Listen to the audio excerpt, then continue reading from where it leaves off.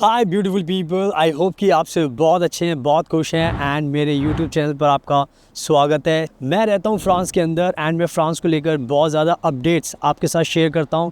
जितने भी हमारे भारत के लोग फ्रांस आना चाहते हैं, किसी को भी फ्रांस में आना है, तो मेरे यूट्यूब चैनल पर आपको नई अपडेट्स मिलेंगी। चाहे आप स्टूडेंट वीज़ा पर आना चाहते हो, चाहे फैमिली वीज़ा पर, चाहे वर्क वीज़ा पर, चाहे इंटर्नशिप आपको करनी है, जॉब करनी है, कोई भी आपका कंसर्न हो सकता है, टूरिस्ट वीज़ा पर आना चाहते हो, तो फ्रांस को लेकर मैं बहुत ज़्यादा अपडेट्स डालता हूँ। एंड ये जितनी भी वीडियोस आप मेरे चैनल पर देखोगे, मैं फ्रांस में बाहर ही शूट करता हूँ। ये वीडियो भी मैं बाहर ही शूट कर रहा हूँ। आप मेरे आसपास का नज़ारा देख सकते हो, बहुत ही ब्यूटीफुल नज़ारा है, वेदर बहुत अच्छा है। एंड और मैं चाहता हूँ कि ये सब दिखाने का मकसद ये भी कि ज़्यादा से ज़्यादा लोगों को फ्रांस में आना चाहिए, क्योंकि फ्रांस वाकई में बहुत अच्छी कंट्री है।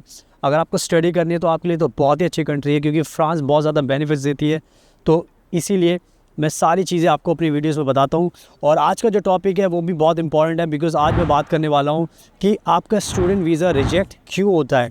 क्योंकि बहुत बार क्या होता है, बहुत सारे स्टूडेंट्स हैं जो फ्रांस में आना चाहते हैं, वो वीज़ा अप्लाई करते हैं, फ्रांस का स्टूडेंट वीज़ा, बट जब वो फ़ाइल अपनी सबमिट करते हैं उसके बाद फिर उनका वीज़ा एम्बेसी रिजेक्ट कर देती है।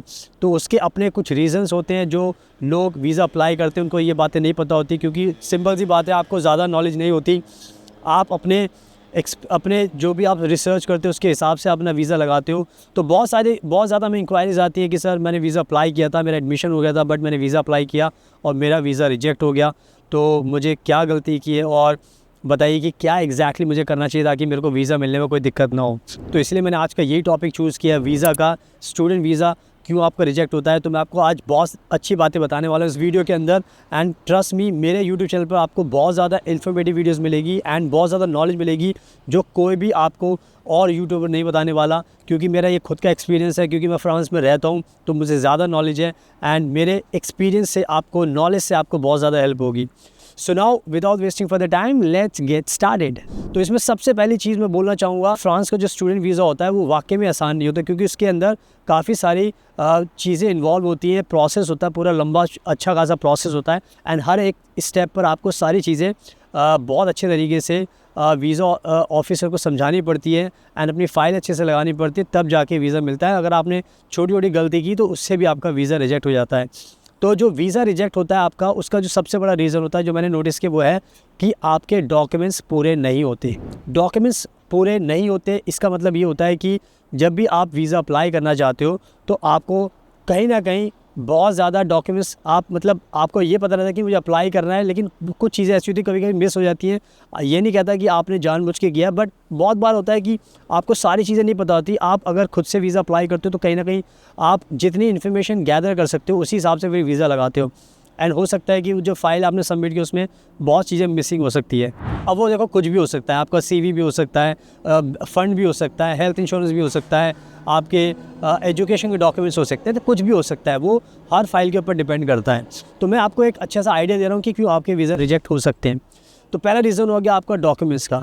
जो दूसरा जो रीज़न होता है वो ये होता है कि बहुत सारे जो स्टूडेंट्स होते हैं, जो स्टूडेंट वीज़ा अप्लाई करते हैं, वो वीज़ा इंटरव्यू को लेकर ज़्यादा कॉशियस नहीं होते, यानी कि आप पहले से तैयार नहीं होते, अनप्रिपेयर्ड होते। पता नहीं आपको ऐसा क्यों लगता है कि आप ये वीज़ा अप्लाई करोगे तो आपको मिल जाएगा, और आपको ऐसा लगता होगा कि मुझे सारे आंसर बताएं, तो ऐसा भी नहीं होता। जब आप वीज़ा का प्रोसेस होता है तो उसमें आपका फ्रांस के स्टूडेंट वीज़ा के लिए स्पेशली आपका कैंपस फ्रांस के मैनेजर से आपका इंटरव्यू होता है, और वो भी फेस टू फेस इंटरव्यू होता है।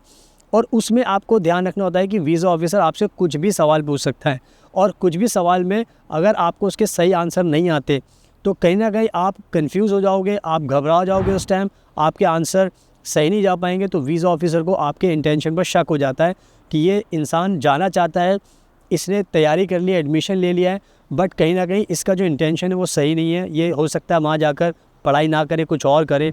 तो ये सारी की सारी चीज़ें बहुत ज़रूरी होती हैं। तो आई थिंक ये इंटरव्यू की प्रिपरेशन ना करना भी आपका वीज़ा इंटरव्यू का रिजेक्शन होने का रीज़न होता है। तो प्लीज़ आई एडवाइज़ यू कि अपने वीज़ा इंटरव्यू की प्रिपरेशन करें। अगर आपको कोई दिक्कत आती है, प्रिपरेशन में दिक्कत है, तो आप नंबर स्क्रीन पर दिखाई दे रहा है, आप हमें कॉन्टैक्ट करो तो हम आपको प्रिपेयर कर सकते हैं इंटरव्यू के लिए, ताकि आपसे इंटरव्यू के टाइम पर कोई भी गलती ना हो। ये हमारा खुद का एक्सपीरियंस है, क्योंकि बहुत सारे स्टूडेंट्स आते हैं हमारे थ्रू, तो हमको बताते हैं, तो उनको सारी चीज़ उनके परफेक्ट हो जाती है, तो कोई दिक्कत की बात नहीं होती। तो आई थिंक ये बहुत क्लियर मैंने कर दिया। दूसरा रीज़न मैंने आपको बता दिया है। अब हम बात करते हैं तो तीसरा रीज़न, और तीसरा रीज़न भी बहुत इंपॉर्टेंट होता है। तो बहुत बार क्या होता है, जो वीज़ा की फ़ाइल आप लगाते हो तो उसके अंदर आपको एक मोटिवेशन लेटर लिखना पड़ता है, जिसको हम स्टेटमेंट ऑफ पर्पस भी बोलते हैं। और वो स्टेटमेंट ऑफ पर्पस बहुत सारे स्टूडेंट्स उस पर बिल्कुल भी ध्यान नहीं देते कि वो आपकी फ़ाइल का सबसे इम्पॉर्टेंट डॉक्यूमेंट होता है। सबसे इम्पॉर्टेंट डॉक्यूमेंट इसलिए होता है क्योंकि उस पेपर को इसलिए आपसे मांगा जाता है ताकि आप उनको बताएं, फ्रांस वालों को, वीज़ा ऑफिसर को, कि आप फ्रांस में क्यों आना चाहते हो, आपकी लाइफ का बैकग्राउंड क्या है, आपने पहले क्या क्या किया है। तो बहुत सारी चीज़ें उसके अंदर होती है एंड बहुत सारे स्टूडेंट्स क्या करते हैं, उस पर बिल्कुल भी ध्यान नहीं देते, उसमें अच्छे से एक्सप्लेन नहीं कर पाते आपके अपने मोटिवेशन लेटर में कि आप अपने बारे में बताइए, आप क्यों आना चाहते हैं वो बताइए, आप क्या करोगे वो बताइए, आपके क्या क्या फ्यूचर प्लान्स है वो बताइए। तो बहुत सारी चीज़ें होती हैं और आपने किस यूनिवर्सिटी को क्यों चूज़ किया, तो उसमें आपको बहुत सारी चीज़ें बतानी पड़ती है। तो इसमें बहुत सारे स्टूडेंट्स क्या करते हैं, पूरी चीज़ें लिख नहीं पाते, समझा नहीं पाते और वो कहीं ना कहीं आपका वीक मोटिवेशन लेटर हो जाता है। तो इसको बोलूँगा वीक मोटिवेशन लेटर, ये आपका एक वीज़ा रिजेक्शन का और बहुत बड़ा रीज़न होता है। तो मेरी आपसे रिक्वेस्ट है, प्लीज़ जब भी आप ये वीज़ा अप्लाई करो तो मोटिवेशन लेटर आप अच्छे से लिखो, उसमें सही से एक्सप्लेन करो कि आपका मकसद क्या है, क्यों जाना चाहते हो, क्यों इस कोर्स को अप्लाई करना चाहते हो। मोटिवेशन लेटर अगर आपका अच्छा नहीं होगा तो ये भी आपके वीज़ा रिजेक्शन का कारण बन जाएगा, क्योंकि वीज़ा ऑफिसर को होगा आपके ऊपर शक।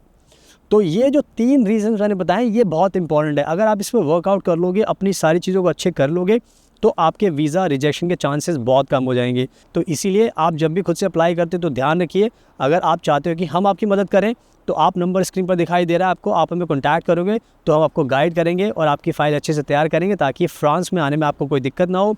और मैं खुद फ्रांस में रहता हूँ तो आप खुद समझ सकते हो, जब मैं खुद फ्रांस में रहता हूँ तो मुझे ज़्यादा प्रोसेस के बारे में अच्छे से पता है, क्योंकि मैं ऑलरेडी इस कंट्री में रहता हूँ और आप इस कंट्री में आने का सपना देख रहे हो।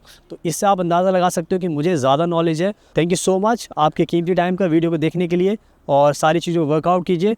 Best of luck and please हमेशा अपना ध्यान रखिए।